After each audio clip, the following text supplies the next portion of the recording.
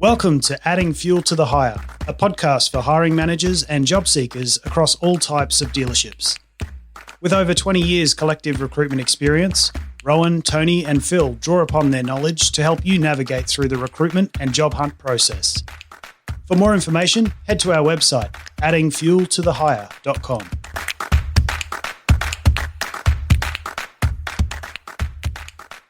Hello and welcome to another episode of Adding Fuel to the Hire.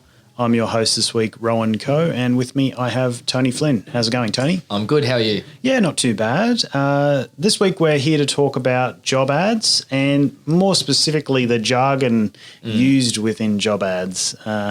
If you've ever searched for a job and seen job ads online, especially in the more recent times, you would have seen that there's a lot of different words used in job ads. And today we thought we'd go through a few of them and just explain a little bit about what they mean and maybe what behind the scenes that people are thinking about when they're actually using those words. Yeah, the hidden meanings. Yeah, that's right. How to interpret it yourself. And then we might also then cover off on some red flags and what to watch out for in job ads, because sometimes there's lines that people use in job ads that kind of give away maybe some background information that potentially they didn't consider when they were writing it. So we'll cover off on a few of those and, hopefully guide you into being able to understand job ads a little bit more when you're doing your job search. So why don't we start in straight away? We'll go through all the common phrases that you might see in a job ad and just talk about what they might mean. So the first one that we've got listed here is competitive salary. So in a job ad, it might say, this role would suit somebody with, mid-level experience, and the salary that on offer is competitive, or there's a competitive salary on offer, or something like that. Do you want to talk us through perhaps what some of that can mean? Yeah, well, usually from my experience, there's two potential meanings to that. So the first one is that it's just going to be in line with the market rate. So if it's standard that it's going to be $80K for that role and everyone in the industry is well aware of that, then you could probably expect that the role's going to be around that $80K mark, give or take a little. But the other one, which is often more common when you see competitive salary written, is the fact that they haven't necessarily agreed on a salary. And that could be for a range of reasons, but usually it's because they want to just get as many people through the door as they can, find out where the market does sit, what do we need to get you over the line, and then we'd be happy to negotiate based on that. So I suppose the meaning is ultimately, whatever we're going to pay you, it's going to be competitive to what you're on, because we're ultimately going to try and beat it, but we just want to hear from you first and, give us the option to try and top what you're on. The next one, it's a common phrase, but I suppose not everyone is aware of what it means, and that's pro rata. Yeah, so this means in proportion. So generally it's used in part-time roles. So if, you're working 4 days a week, it might be a pro rata salary of $50,000 per annum. Basically, that means that if you were to work full-time, you'd be paid $50,000 a year, but because you're going to be working 4 out of 5 days, so that's that would be the difference in that salary. So it's a reduced rate, but it's indicating that if you were to work full time, this is what it would be. Yeah, exactly. But I guess another salary one, and most of these first few are around salary. OTE. I always thought I knew what this was, but a lot of people, when I'm talking to them, about jobs that we've advertised, and because we use OTE a lot, especially in dealerships, there's a lot of salary packages that include incentives and other things. So we've used it quite a lot, but I have a lot of people ask during interviews, what does OTE stand for? So why don't you talk us through that one? Yeah, and I was the same, having learnt from you originally what OTE was. I just assumed that it was a common phrase that everyone knew, but I've had some examples as well where people have asked me and I was quite taken back. But it does mean on target earnings. So most commonly obviously for sales roles or even parts interpreter roles where there is commission involved. So your base might be 50K, but OTE would be around the 100K mark. And what that is saying that if you're a good salesperson, you're meeting your targets. You're ultimately you're doing the job to the standard that we expect. then you can expect to take home that 100K as on-target earnings. So if you're below that, well, you might not be performing to the level that they expect and not hitting the targets. And if you're above that, well, then you're obviously a top performer who's earning as much as possible. I've also heard it referred to as overall total earnings. Oh, yeah. So that's a different one for you. But yeah, in my mind, it's what you just said, which is your base plus your commissions, and that's, if you were to hit your targets, that's what you would earn. So that's generally what we mean when we use that term. Yeah, and I suppose just on that one, it's can often throw people off when it says OTE 100K and they find out that the base is 50K and they go, oh, well, I'm no guarantee of getting paid 100K. But I often joke about the fact that if you're not getting paid 100K for a lot of these roles, you probably have bigger things to worry about because you aren't on target and you're not reaching the goals that they have set in place. So, probation might become an issue, that type of thing. So a lot of the times when there is OTE, you can genuinely expect to do that if you are a good performer. 2 words, about you. You'll see it very commonly in job adverts now where they might list a whole bunch of information and then it says about you, and then it will divulge a little bit about that beyond that. What does it mean? Yeah, so the About You section of a job ad is generally a list of the prerequisites that they want for the role. So they're really describing the type of person that they want for the position, the experience, what sort of ambition and drive you may have and where you might see yourself. So, I might talk about you're the type of person who would do this, or you might come from a dealership with this experience, or you may have managed staff up to 10 people in a workshop, something like that. So it's really describing the type of person that they're looking for. So when you're applying for a job, make sure you do read that, because the description there is the ideal person. That's what they're looking for. And if you don't tick many of those boxes, then you're probably not the right person for that position. So it may not be worth putting an application in. So have a good read of it. Make sure you fully understand what they're looking for and the type of experience that they've got, and you'll be more likely to get put through to the next round if you're closely aligned to that. Yeah, spot on. Another 2-word buzzword that we see a lot is team player. So, I think it's fairly obvious, but why don't you talk us through it? Yeah, so the obvious one is the fact that you can expect that a large portion of your role is going to be in team environments, sharing ideas, helping other people out.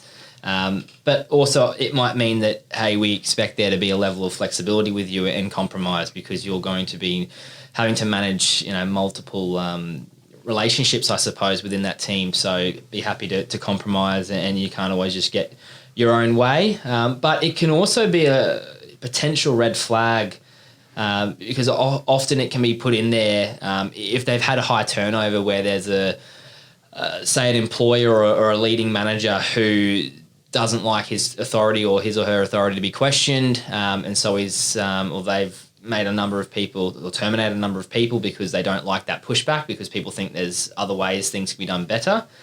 So often team player can actually mean, hey, we want someone to come in and kind of keep their mouth shut and not tell us how to do our jobs, basically. Attention to detail. So it's a common one. I think it's almost a throwaway line a lot of the time in job ads. We want someone with attention to detail. But what's some of the hidden meanings, or what does that actually mean? Yeah, so with attention to detail in a job ad, there's a couple of things. Yes, it's fairly obvious as to what they're looking for. They want somebody who's not going to make mistakes. But the key thing to remember here is if you see that, you really want to make sure that you have no errors in your CV or your cover letter, because they're going to be looking for that. And I've seen advertisers post job ads where they say that they're looking for somebody with attention to detail, and then somewhere within the ad there's a spelling mistake or something intentionally to check that this person can pick up on it. So if the job ad says attention to detail, reread the job ad very closely, because you want to make sure that you have read the full job ad before you apply, because there might be something there to test you. Yep. And if you think, I've got attention to detail, I'll apply, but there was something in there, find the spelling mistake in this job ad and put it in your cover letter, and you miss that, then you don't have attention to detail. So very important that if it says attention to detail, that you do that. You make sure you've got no errors in your CV and cover letter, and you reread the job ad to make sure that there's no secret requisites that they're looking for there. Yep, that's it. Yeah. So I've seen this a lot, especially in dealerships where they're looking for, basically they want somebody to come in and be able to start. So they quite often list proven track record. Yeah. Is a phrase that we see often. So why don't you talk us through that one? Yeah, a couple of meanings again, but largely it's they want someone with dealership experience, whether that's in the same role or a very transferable skill set for another industry. Ultimately, they want you to show them in your application how you're going to hit the ground running from day one. Proven track record is ultimately an employer's way of saying, hey, we do not want to have to train this person. We want them to be able to come in and hit the ground running. So what is it that you've done in your career that will allow you to do that almost straight away? Ultimately, we'd like someone that's done this role in the past at another dealer. But otherwise, if it's not, what's your transferable skill set? You might have been managing a service department but overseen a lot of the parts side of things. Well, now you're applying for a parts manager's job, so that's your transferable skill set. So you just have to try and get on the front foot again and say, hey, this is my proven track record. This is how I'm going to be able to just get started immediately without too much effort from your part of it, I suppose. The other, I suppose, similar to team player, it's an adjective used to describe the ideal candidate a fair bit, and that's self-starter. What does that one mean? Yeah, so what they're looking for here when they use the word self-starter is somebody who can get on with it, basically. Somebody who knows what needs to be done, and they don't need that supervision from a manager to come in and say, I need you to do this today, or you need to be able to do this. You should be able to manage your own time and find things that need to be done. So you'll be managing your own workload, so that's generally what that means. So they're looking for somebody that they can trust, that they will just do their job without having to be followed up. So a self-starter is somebody who, will come into work and just get straight on with it and know what to do and doesn't need that guidance. So yeah, ultimately it can almost be the opposite of a team player. So if you see self-starter, you could almost expect to be isolated a lot in your job and working on your own. So if you are, if you thrive on a team environment and you get bored and lonely on your own, well then if you see self-starter, it's probably not for you. That's right.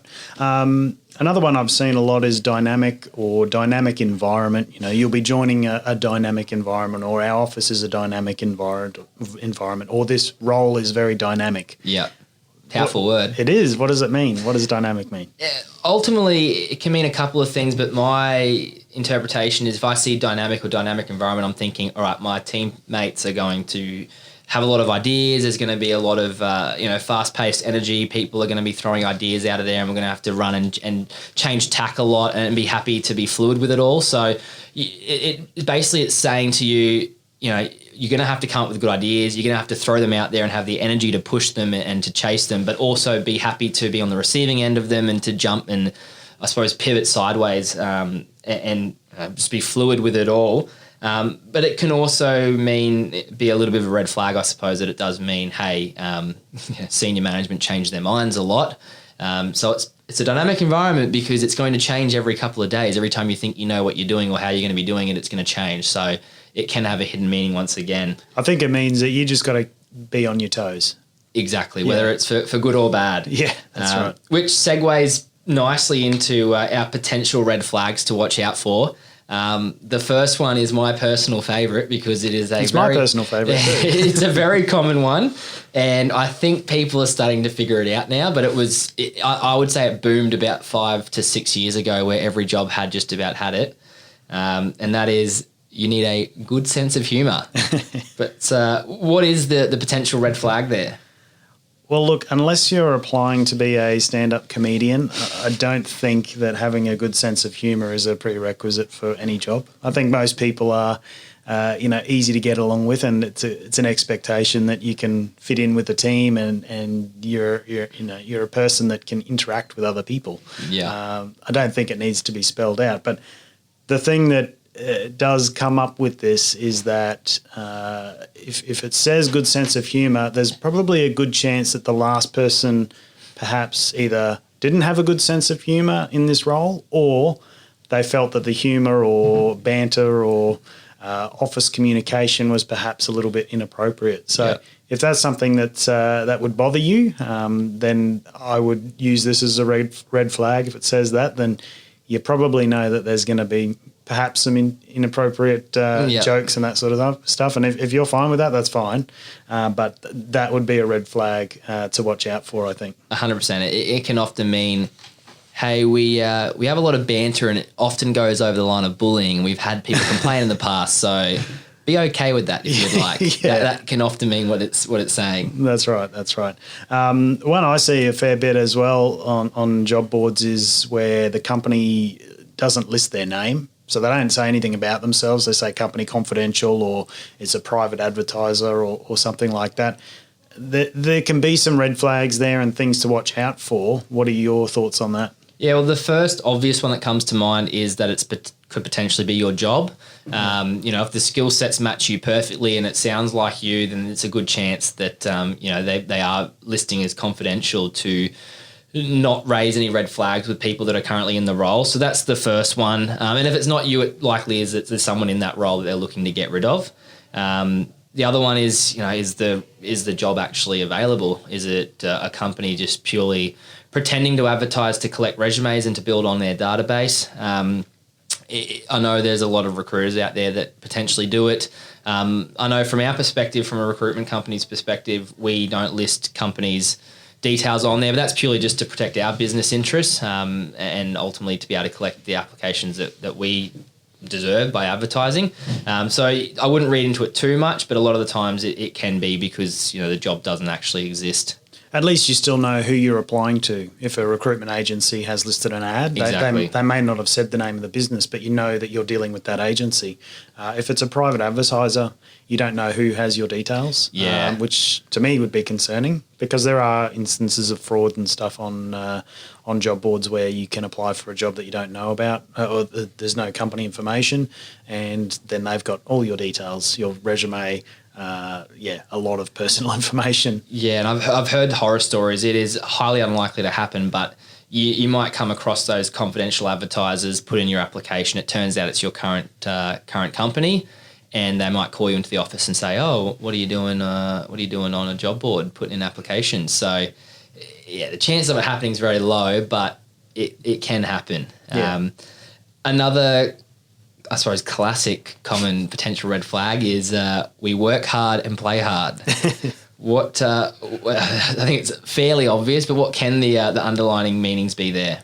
Most of the time when I see work hard, play hard, you should really look at the first part of that being work hard, because that will be predominantly of what it is. What they're saying is we work really hard, we'll put a lot of pressure on you to get things done, and you'll be potentially working extra hours, but we also don't mind having a drink afterwards and going out to the pub, or so the core thing to take away is not the play hard part. It's we work hard, and this is going to be a high pressure job where you'll be doing a lot of things, and expectations for weekend work and after hours work might be there, but we also enjoy a drink.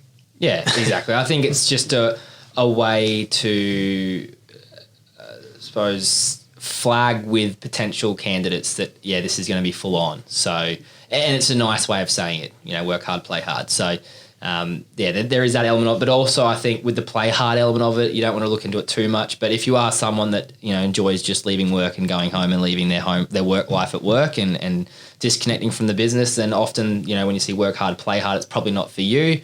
Because, it might be a lot of unspoken expectations that you kick on for drinks after work, and you're in the city till 8 o'clock at night having a drink with your colleagues, which isn't for everyone. So that is something to think about. Yeah, and another one that we quite often see is a fast-paced environment. This workplace is a fast-paced environment. Yeah. What does that mean? Well, there is a genuine meaning to it. Like I've seen ads that we've posted ourselves, particularly say from a parts interpreter's perspective, if you're in a call center and it's high volume calls, or any ads that Phil posts in a service advisor role where there's just a high volume of ROs in a day, it can just mean exactly what it says. This is a full-on high-paced role where you're just going for 8 hours a day. But often, and probably more often, it's a hidden meaning for, hey, you're going to be a firefighter for us, just putting out fires all day. It's going to be unorganized. We probably don't have any systems in place, or at least they're ineffective, or the processes are at least. So it'll be fast paced because we haven't really figured anything out yet. So just go for 8 hours. So there is definitely a double meaning to that one. The other one I like is we're looking for a passionate employee. What does the word passionate mean? Look, I think passionate can mean good things. It doesn't necessarily need to be a full red flag. I mean, they want somebody who's passionate about, something at work. I've often said that in job ads, just being passionate about something. It doesn't need to be work related. It doesn't have to do anything to do with work. As long as there's some sort of passion for something. If you've got something there, it shows that you've driven and you've got something that you can build towards. So there can be a positive there for sure. But sometimes it can mean that they are looking for somebody who's passionate enough to come into work and do the job, but probably a little bit less money, maybe longer hours because it's what they love. Not get paid overtime. Yeah. So, it might be meaning that the company wants you to put your job and your work responsibilities over your personal responsibilities and interests. So something to consider and think about depending on what the role is. Yeah, bang on. And I think that's probably a good place just to summarise it all. And ultimately, I think the important take-home message from this is just when it comes to jargon, it's better to avoid it. There's multiple reasons for that with the way that artificial intelligence is scanning and I suppose publishing content now on job boards and that type of thing. But ultimately, it just the candidates and the job appliers just want to see plain English. They want to know exactly what the role is. My personal number one most hated thing ever, and thankfully our industries are pretty good and they don't do it often, but sales ninja just does my head in. Or guru. I must admit I have used guru before. Ooh. And I feel really bad about it because it just sounds terrible.